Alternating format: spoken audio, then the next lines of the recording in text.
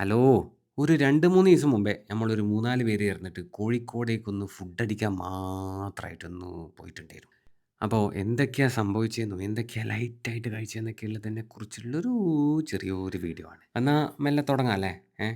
ഇത് കോഴിക്കോടൊന്നുമല്ല. ഇത് നമ്മളെ കൂത്തുപറമ്പ് സൈഡിലുള്ള ഒരു റെസ്റ്റോറൻറ്റിന്ന് ഞാൻ അന്നേ ദിവസം ഉച്ചയ്ക്ക് ലേശം ചോറ് കഴിച്ചതാ. ചോറ് എല്ലാ ദിവസവും വാങ്ങുന്ന പോലെ തന്നെ വളരെ കുറച്ച് മാത്രമേ വാങ്ങിയിട്ടുള്ളൂ. ചോറുണ്ട്, സാമ്പാറുണ്ട്, മീൻകറിയുണ്ട്, വറവുണ്ട്, കൂട്ടുകറിയുണ്ട്, അച്ചാറുണ്ട്. ഇത് ആട് മീന് എന്ന് പറഞ്ഞൊരു മീനാ. അങ്ങനത്തെ ഒരു മീനിൻ്റെ പേര് ഞാൻ ആദ്യമായിട്ടാണ് കേൾക്കുന്നത്. നിങ്ങൾ കേട്ടിട്ടുണ്ടെങ്കിൽ താഴെ ഒന്ന് കമൻറ്റ് ചെയ്യണം. നിങ്ങളുടെ നാട്ടിൽ എന്നാണ് ആ മീനിന് പറയാന്നുള്ളതും ഒന്ന് താഴെ കമൻറ്റ് ചെയ്യണേ. നല്ല ടേസ്റ്റ് ഉണ്ടായിരുന്നു കേട്ടോ ഈ മീൻ പൊരിച്ച. 90 റുപ്യയാണ് ഈ മീൻ പൊരിച്ചതിൻ്റെ റേറ്റ് വരുന്നത്. അപ്പോൾ ഈ സ്പോട്ട് വരുന്നത് നമ്മളെ കൂത്തുപറമ്പ് തൊക്കിലങ്ങാടിയുള്ള ശ്രീനാരായണ റെസ്റ്റോറൻ്റ് ആണ്. അങ്ങനെ ആടുന്നിറങ്ങി ഞാനൊരു ചങ്ങായിൻ്റെ അടുത്തേക്ക് പോയി. മൂപ്പരോട് സംസാരിച്ചിരിക്കുന്നതിനിടയ്ക്ക് മൂപ്പര് പറഞ്ഞു ആ ഒരു ചായ കുടിക്കാമെന്ന് പറഞ്ഞിട്ട് ഒരു ചായക്കടയിൽ കയറി. അപ്പോൾ നിങ്ങൾ വിചാരിക്കുന്നുണ്ടാവും സമയം ഇപ്പോൾ ഒരു വൈകുന്നേരം 4:30 5 മണിയെല്ലാം ആയിട്ടുണ്ടാവുന്നല്ലേ? ഇല്ലപ്പാ, ഒരു 2:30 2:45 ആയിട്ടുള്ളൂ. അങ്ങനെ ഇവിടുന്ന് നല്ല അടിച്ച ക്രിസ്പി ആയിട്ടുള്ള പൊറോട്ടയും അയില മുളകിട്ടയും ചായയും കുടിച്ചിട്ട് ഞാനും നമ്മളെ പെർളശ്ശേരി ടീമും കൂടെ നേരെ കോഴിക്കോടേക്ക് വിട്ട്. മെയിൻ ഹൈവേ ആകെ പൊട്ടിപ്പൊളിഞ്ഞ് തവിട് പൊടിയായതുകൊണ്ട് നമ്മൾ മറ്റേ റൂട്ട് വഴിയാണ് കേട്ടോ പോയെ. നാദാപുരം പേരാമ്പ്ര റൂട്ടില്ലേ ആ വഴി.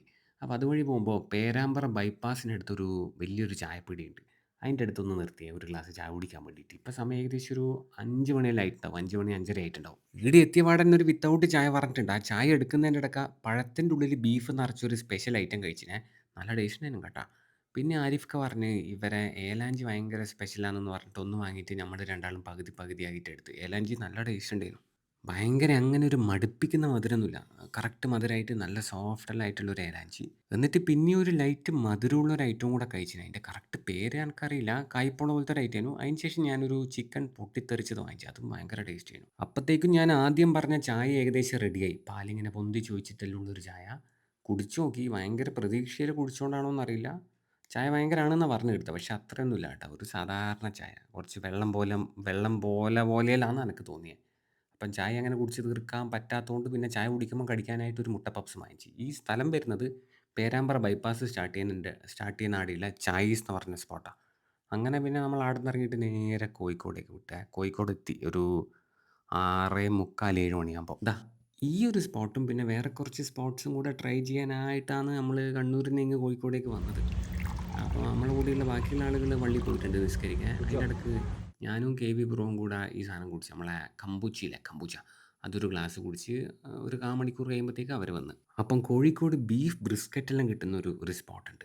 ആ സ്പോട്ടാണിത്. ഇവരെ റീല് 2, 3 ഇൻസ്റ്റാഗ്രാമിലെല്ലാം കണ്ടിട്ട് നമ്മളെ നിഷാദൊക്കെ പറഞ്ഞ് എന്തായാലും നമുക്കൊന്ന് ഇവിടെ പോകണമെന്ന് പറഞ്ഞിട്ട് മൂപ്പരാണ് നമ്മളെല്ലാം കൂട്ടിയിട്ട് ഇവിടെ വന്നത്.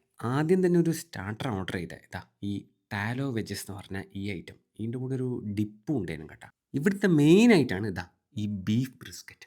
16 മണിക്കൂർ നേരം കണ്ടിന്യൂസ് ആയിട്ട് നിരന്തരം കുക്ക് ചെയ്തിട്ടാണ് ഈ ഐറ്റം സെർവ് ചെയ്യുന്നത്. കുറേ നേരം വെയിറ്റ് ചെയ്യേണ്ടി വന്നിന് കേട്ടോ ഓരോ ഐറ്റം നമ്മുടെ മുമ്പിലേക്ക് എത്താൻ വേണ്ടിയിട്ട്. വിശന്ന് കുടലേറിൻ്റെങ്കിൽ ദേഷ്യവും പിടിക്കുന്നു. നല്ലോണം വിശക്കുന്ന സമയത്ത് ഇങ്ങനത്തെ ഐറ്റമൊന്നും കഴിക്കാൻ വരാൻ പാടില്ല എന്ന് ഇതാണ് പണ്ടുള്ള ആളുകൾ പറയുന്നത്. അല്ല ഇതുപോലത്തെ കഫേയിലെല്ലാം പോയി കഴിഞ്ഞാൽ എന്തായാലും കുറച്ച് നേരം വെയിറ്റ് ചെയ്യേണ്ടി വരുന്നല്ല നമുക്കറിയാം. പക്ഷേ ഇവിടെ കുറച്ച് അധികം സമയം വെയിറ്റ് ചെയ്യേണ്ടി വന്നിന്. പിന്നെ വിശപ്പിന് എന്ത് കഫേ, എന്ത് ബ്രിസ്ക്കറ്റ്. വിശന്നാൽ പിന്നെ നമുക്ക് കണ്ണ് കാണൂലല്ലോ അല്ലേ? അങ്ങനെ ഒരു ബ്രിസ്ക്കറ്റ് ഓർഡർ ചെയ്ത് ഒരു പോർഷന് 900 ഉറുപ്പ്യാണ് റേറ്റ്. 200 അല്ലെങ്കിൽ 200 250 ഗ്രാമോ മറ്റാണ് അതിൻ്റെ വെയിറ്റ് വരുന്നത് കേട്ടോ. അപ്പോൾ അതെല്ലാം കട്ട് ചെയ്തിട്ട് അവരെ സെർവ് ചെയ്യുന്ന പ്ലേറ്റിൽ ഇട്ടിട്ടുണ്ട്. ഇതാ ഈ 3 പീസ ഉണ്ടാവും. അതിൻ്റെ കൂടെ കുറച്ച് പിക്കിൾ ഉണ്ടാവും, പിന്നെ ഒരു ബ്രെഡും ഉണ്ടാവും, പിന്നെ ഒരു ഡിപ്പും ഉണ്ടാവും.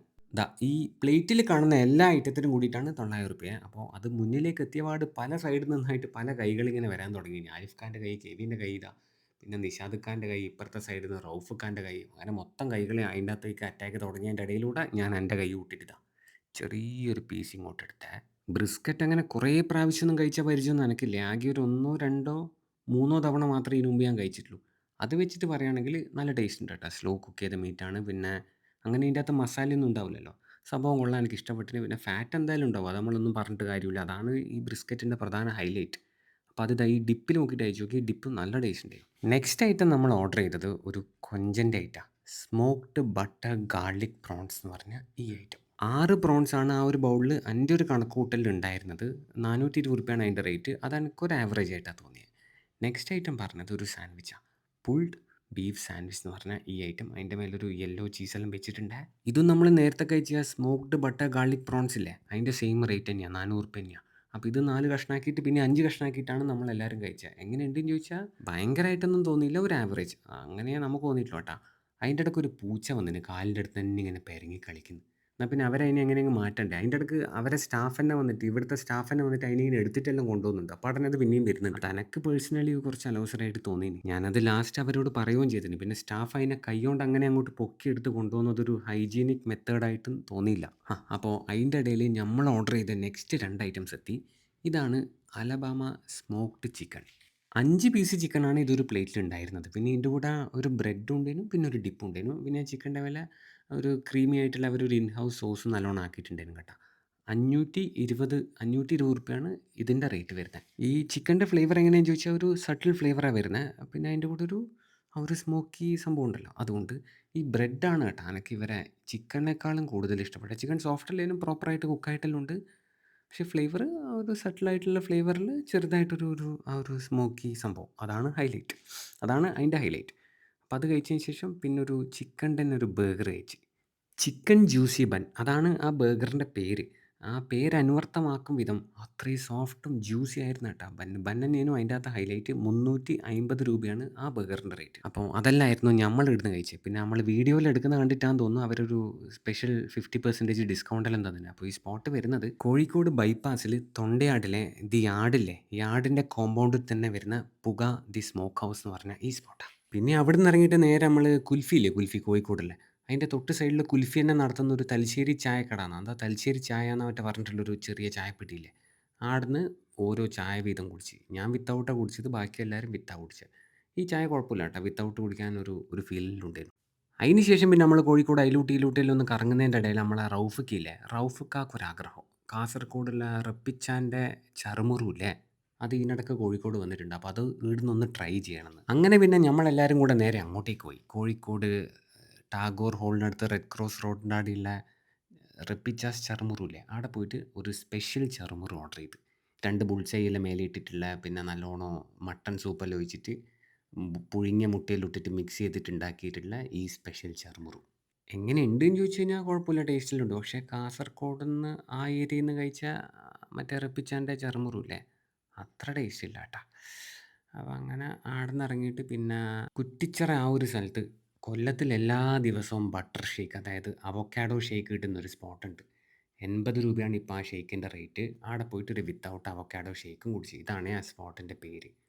നിഷാദ്ക്കാക്ക് കോഴിക്കോടുള്ള എല്ലാ സ്പോട്ടും അറിയാം കേട്ടോ ഫുഡിൻ്റെ. മൂപ്പരാണ് ആ അവക്കാഡോ സ്പോട്ട് സജസ്റ്റ് ചെയ്തത്. അതിൻ്റെ ഇടയ്ക്ക് നമ്മൾ KV ബ്രോ പറഞ്ഞ് എടാ പാളയത്ത് വേറൊരു സ്പോട്ടുണ്ട്, ആടെ നല്ല അടിപൊളിയായിട്ട് ചങ്ങായി ഇത് നമ്മളെ ഓംലേറ്റ് എല്ലാം ഉണ്ടാക്കും, അതെന്തായാലും നീ ഷൂട്ട് ചെയ്തോന്ന് പറഞ്ഞാൽ ഞാൻ പറഞ്ഞാൽ പിന്നെ അങ്ങോട്ട് വന്നു. അങ്ങനെ നമ്മളെല്ലാവരും കൂടെ നേരെ അങ്ങോട്ട് പോയാൽ ഈ ചങ്ങായി എത്ര സ്പീഡിലാണെന്നറിയാം ഈ സാധനം ഉണ്ടാക്കുന്ന. ഓംലേറ്റ് നോക്കിയാട്ടേടാ കൈകൊണ്ട് ഇങ്ങനെ എന്തെല്ലാം കളിക്കുന്ന ഇയാൾ.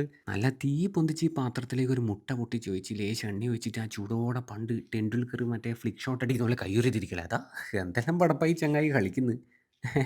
ഭയങ്കര സ്പീഡായിട്ടാ മൂപ്പര്. അപ്പം അങ്ങനെ ഞാൻ ഇവിടുന്ന് 2 ദോശ പറഞ്ഞ് ലേശം ചട്നി വെച്ചു എന്ന് പറഞ്ഞ് സാമ്പാറും 2 ചട്നിയെല്ലാം ഒഴിച്ചിട്ട് അതിൻ്റെ മേലെ ഒരു സിംഗിൾ ഓംലേറ്റ് വാങ്ങി കേട്ടോ. നല്ല പഫി ആയിട്ടുള്ള, നല്ല ഫ്ലഫി ആയിട്ടുള്ള ഓംലേറ്റ് അത്.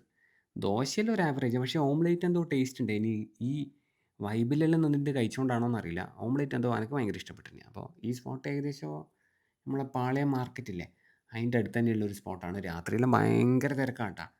നമ്മളെ പാണ്ടി അണ്ണൻ എന്നാണ് ഈ അണ്ണനെ ഇവിടെ വിളിക്കുന്നത്. ഭയങ്കര ഹൈപ്പർ ആക്റ്റീവാണ് മൂപ്പർക്ക്. തിരക്കില്ലെങ്കിൽ ആകെ ദേഷ്യം പിടിക്കും. പീടികയിൽ തിരക്കുണ്ടെങ്കിൽ മാത്രമേ മൂപ്പർ ഫുൾ ഓൺ ആവും. ആളില്ലെങ്കിൽ ദേഷ്യം പിടിക്കും. അപ്പോൾ ശരി.